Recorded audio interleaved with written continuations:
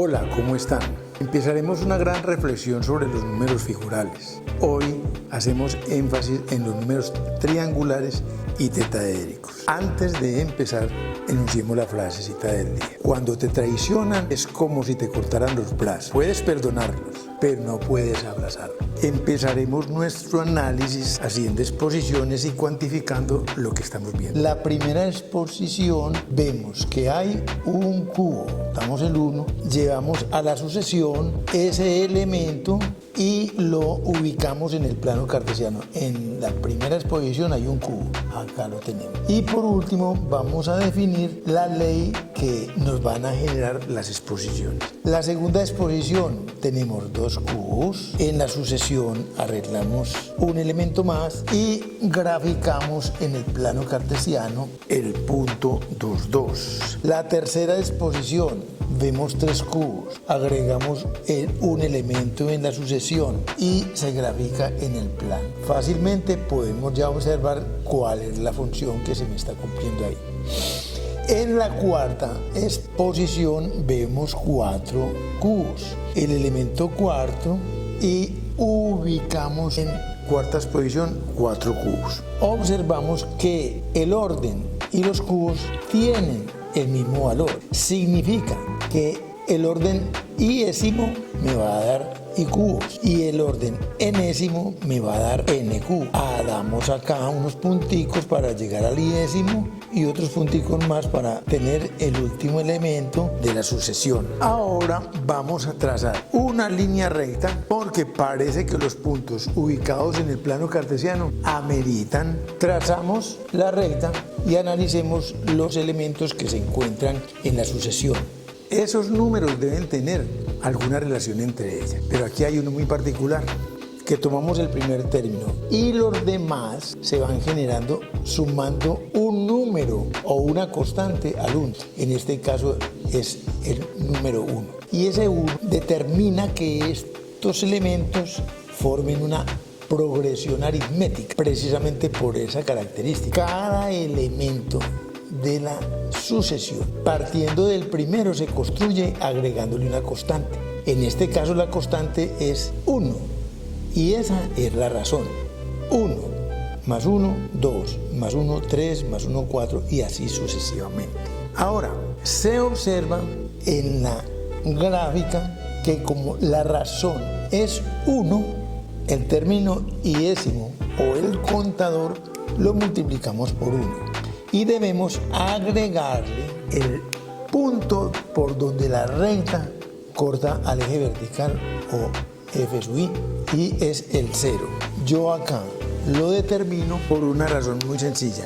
A futuro me van a ayudar a encontrar las fórmulas sin necesidad de procesar mucho matemáticamente, que se trace la línea recta. Solo nos falta por determinar la ley, la función de los enteros positivos en los reales. Al iésimo término le vamos a asignar f sub i, pero ya sabemos que es igual al mismo término. Ahora, con los elementos que hay en la sucesión, vamos a hacer sumas parciales entre los elementos que tiene la sucesión.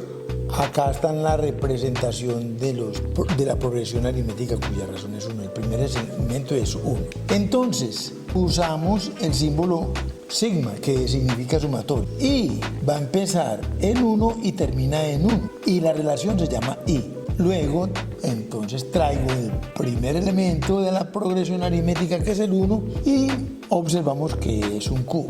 Ahora, el segundo elemento lo sumamos con el primero. ¿Y eso qué me establece? Me establece una sumatoria desde i igual 1 hasta 2 de i. ¿Cuál es el primer elemento? 1. Lo coloco acá. El símbolo sumatoria y el segundo elemento es 2. Observo que hay 3 cubos. Y aquí, ¿qué figura me están formando esos cubos así dispuestos? Pues es un triángulo. Eso significa que el 3 es un número triangular. Por ende, el 1. Ahora vamos a sumar desde i igual 1 hasta 3 de i. Eso es igual a 1 más 2 más, agregamos los 3 y me da 6 cubos en la estructura triangular que hemos determinado. Por último, hallemos desde i igual 1 hasta 4 de i. Entonces tendré 1 más 2 más 3. Ahora agregamos el 4 más 4, que es igual a 10. Resulta que esa estructura es triangular, por lo tanto el número 10 es un número triangular. Ahora, si vamos a continuar, el problema se va a ver cada vez más engorroso. Voy a invitarlos a hacerlo de una manera muy sencilla, así como lo enseñó Gauss, el príncipe de las matemáticas, cuando tenía aproximadamente 8 años. Se lee en los libros de historia de las matemáticas. Hemos construido los números triangulares. El primero es el 1, el segundo el 3, tercero 6,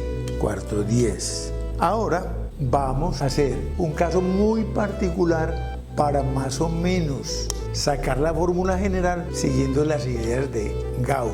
Entonces, acá tenemos sumatoria desde i igual a 1 hasta 4 de i. Los sumandos son 1, 2, 3 y 4. Volvemos a colocar la sumatoria, pero invertimos de mayor a menor los elementos a sumar. Ahora, acá tengo dos sumas, desde i igual a 1 hasta n de i.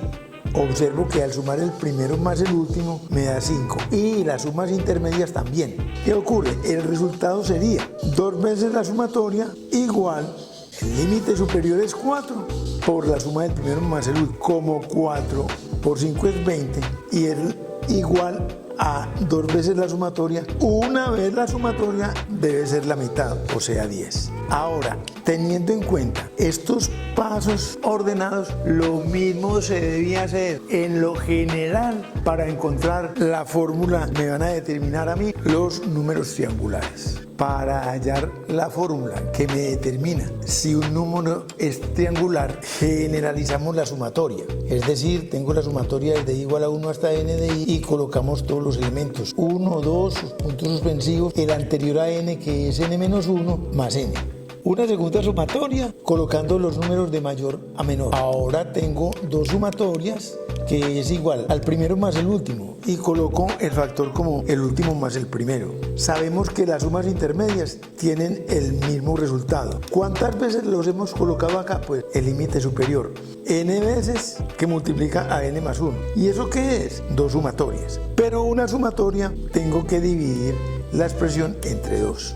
Y esta es una fórmula que me permite hallar todos o cualquier número triangular. Un ejercicio de aplicación es: ¿cuál es el décimo número triangular? Sabemos que aplicaríamos la fórmula a la sumatoria desde i igual a 1 hasta 10 de i. Pero sabemos que la formulita es n. Y n es el número máximo, es decir, 10, que multiplica a 10 más 1 y eso lo dividimos entre 2. Sabemos que 10 más 1 es 11 y que 10 dividido entre 2 es 5 y 5 por 11 es 55. El décimo número triangular es 55. La otra pregunta sería: ¿será 78 un número triangular? Entonces aplicamos la misma formulita. Sumatoria desde i igual 1 hasta n de i igual a n que multiplica a n más 1 sobre 2. 78 sería la sumatoria. Igual, entonces n por n, n al cuadrado, más n por 1n sobre 2. 2 que está dividiendo pasa a multiplicar. n2 más n menos 156 es igual a 0. Pasamos a factorizar el trinomio n y n como los primeros sumandos de ambos paréntesis. Signo más por menos es menos. Y dos números que multiplicados den 156 y sumados 1. Entonces son 13 y 12. Ahora tomamos el primer factor, n más 13 es igual a 0. Eso implica que n es igual a menos 13. Esta no es la respuesta, porque cuando n está en los enteros positivos y me dice que es negativo. Ahora veamos el factor n menos 12 igual a 0. Eso implica que n es igual a 12. Es decir, como n es 2 positivo más 12. Eso significa que el 78 sí es un número triangular y ocupa el lugar duodécimo. Vamos a construir los números tetraédricos o piramidales de base triangular. Acá tenemos la materialización de los números triangulares. 1, 3, 6, saben que sigue el 10. Entonces, el primer número tetraédrico es el 1. Para generar el segundo número tetraédrico, el primero lo montamos en el segundo y la cantidad de cubos en esa pirámide de base triangular o tetraedro es igual a 4. Para formar el tercero, esta estructura la montamos sobre el número triangular tercero y me va a formar una pirámide de base triangular. ¿Cuántos cubos hay? 10. Sabemos que el cuarto número triangular es 10 y si sobre ese montamos esa estructura de 10 me va a dar 20. Entonces lo que estoy haciendo yo acá es sumar los números triangulares para encontrar el enésimo número tetraédrico. Por lo tanto, en I, ¿qué estoy haciendo? Hay una sumatoria desde I igual 1 hasta n de los números triangulares, es decir, I que multiplica a I más 1 sobre 2. Eso me dará una fórmula que es la que escribo yo acá, que ese es el modelo matemático de los números tetraédricos. El número tetraédrico entonces es igual a la sumatoria de I igual 1 hasta n de los números triangulares. Este 2 sale como un medio y a continuación coloco la sumatoria de I por I al cuadrado más I por 1 y luego esto es una sumatoria de una suma que es igual a la suma de las sumatorias. Es decir, aquí tengo un medio, la sumatoria de I al cuadrado más la sumatoria de I. Ahora, la sumatoria de I al cuadrado es n por n más 1, que multiplica a 2n más 1 sobre 6. Y la sumatoria de I, nosotros sabemos que esos son los números triangulares. ¿Qué hago? Aquí un medio, pero entre este término y este, el factor común es n que multiplica a n más 1 sobre 2. Por eso lo saco acá. ¿Qué me queda después de haber hecho esa división? 2n más 1 sobre 3 más 1. Acá nos da que al hallar el mínimo común, en el numerador me queda 2n más 1 más 3, es decir, 2n más 4. Al sacar factor común, que es 2, me quedaría entonces la siguiente expresión. Un medio, n por n más 1 sobre 2. Aquí sería 2 que multiplica a n más 2 sobre 3. Al cancelar un 2, ¿qué me quedaría? Me quedaría la fórmula para encontrar los números tetraédricos, que es n por n más 1 por n más 2 sobre 2 por 3 da 6. ¿Cuál es el sexto número tetraédrico? Usamos entonces la fórmula. El número tetraédrico sexto es 6 por 6 más 1, que es 7, por 6 más 2, que es 8, dividido entre 6. Cancelamos el 6 y el número es 7 por 8, que es 56.